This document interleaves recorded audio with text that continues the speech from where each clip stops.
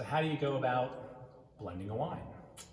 That is something that, that's another good question. We get that a lot. Realistically, to make a long story really short, it's just trial and error. You just have to kind of try your wines as you're putting them together in different proportions to kind of figure out exactly what you want to do. Now, the long story is that you really have to try and, you're trying to do a couple of things when you're making a wine and you're putting that final blend together. One is you're trying to build consistency so that when you have our Merlot, our Pinot, the new red blend that we released, the Repechage, this last spring, that they are all, in essence, a different chapter in the same book, right? Like every vintage of a wine is going to be in the same book, but you want it to be a different chapter, a different story based on what Mother Nature is giving you. And I think there's a kind of a common misconception with blending is that, you normally think of a blend as like, okay, like our Repechage, this red blend that we've created is 57% Merlot and it's 43% Cabernet. Obviously a blending of two different varieties.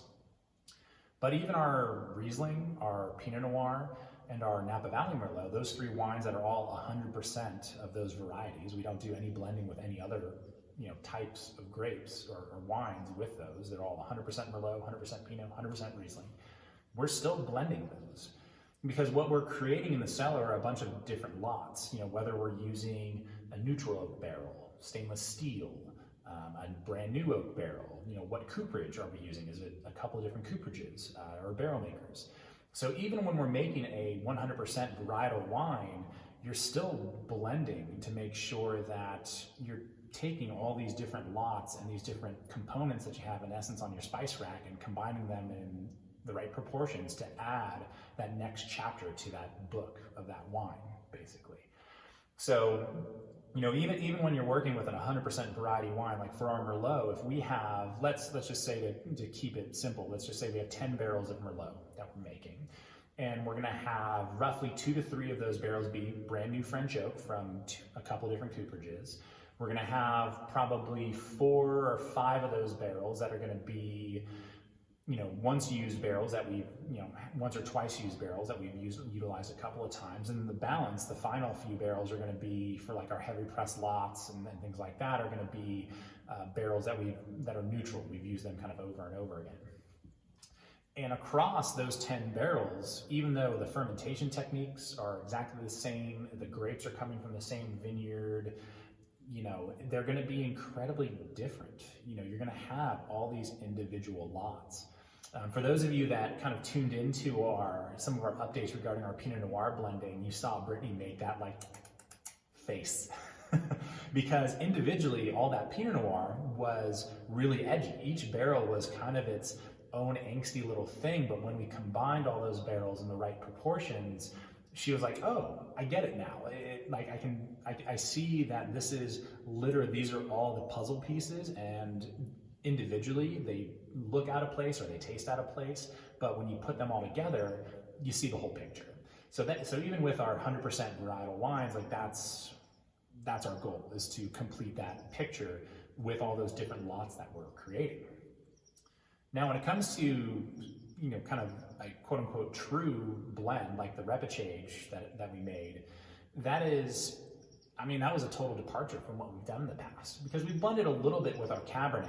Some of you know that we've used a little Merlot with our St. Peter Cabernet just to kind of smooth it out, lift up the fruit, actually make it kind of a bigger and bolder wine when it's all said and done.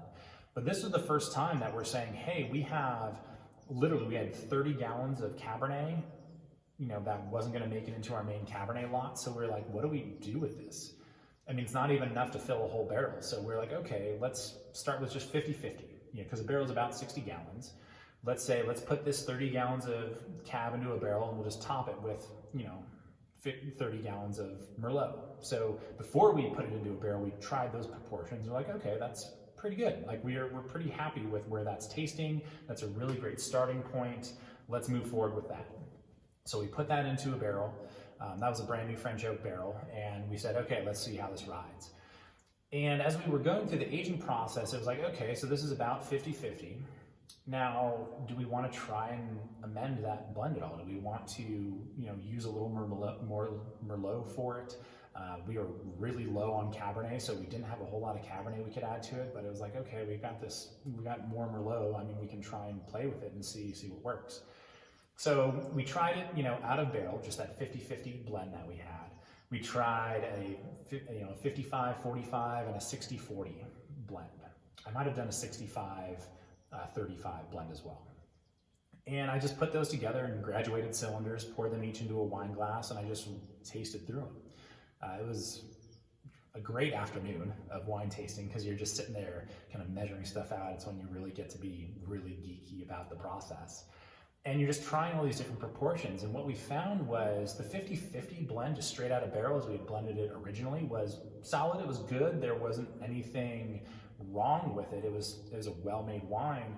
But when we got to that 55 to 60 range, it just had a little extra something. There was just that yum factor. It just kind of showed its characteristics a little bit better. The complexity was a lot higher in our opinion. It was like, okay, so let's toy with this 50 to 55 or 55 to 60 range and see what we can do. So at that point, I do the 55%, 45% blend, heavy on the Merlot side of the things for all of these. The 60-40 blend, again, heavy on the Merlot, and then we dialed in, let's do a 57% blend, let's do a 59% blend, and just kind of see, where those four kind of put us. And what we found was that 57% Merlot, like right in that range, was the sweet spot. It was like, this is just lights out. Like this is like 60, like it's good, but it's not quite as good. And like 55 is kind of the same thing, but if we kind of split the difference, then all of a sudden this wine is just like, bam, like there it is. And I think that's kind of the treacherous nature of blending, especially when you're making a wine for the first time, is you can really become obsessive over it. You can and to be honest, this was the case with this red blend, is that for months, like every 2 months during the aging process, I would go and kind of do like a little preliminary blending trial. And I probably wasted a ton of time because I was just like, all right, maybe we try this percentage. Okay, maybe we try this percentage. Okay, maybe we try this. And nothing ever really was good enough, And it just was like, maybe I'm missing something. And you just start second guessing yourself. At least that's what it was doing to me. And so when I finally sat down for this final blending session before we were going to get ready for bottling, I was like, I have to make a judgment call. I can't second guess this. I need to just be confident. I need to find, what's really working, what I'm happy with. Let Brittany try that, make sure that I'm not losing my mind, and pull the trigger on. So at a certain point, when you're blending that wine for the first time, it feels like you can really go down that rabbit hole. And at a certain point, you just gotta say, you know what? I love it where it's at, let's run with it. And you just gotta make that judgment call and go with it. Because once you do, now that we have this 2018 Repechage in bottle that's tasting beautifully, we can use that as the sounding board and the benchmark for future vintages. We can get to our 2019 vintage that's in barrel still. And when it comes time to start blending that, we can say, okay, let's start in that, high 50s range for the Merlot and, the balance being Cabernet, and kind of see where that lines up. Now the trick is, going back to kind of each vintage of a wine being a different chapter in the same book. I mean, Mother Nature, I think I mentioned at the beginning, is going to throw different curveballs at you throughout the year, and those grapes are going to be slightly different, and as a result, those wines are going to be slightly different.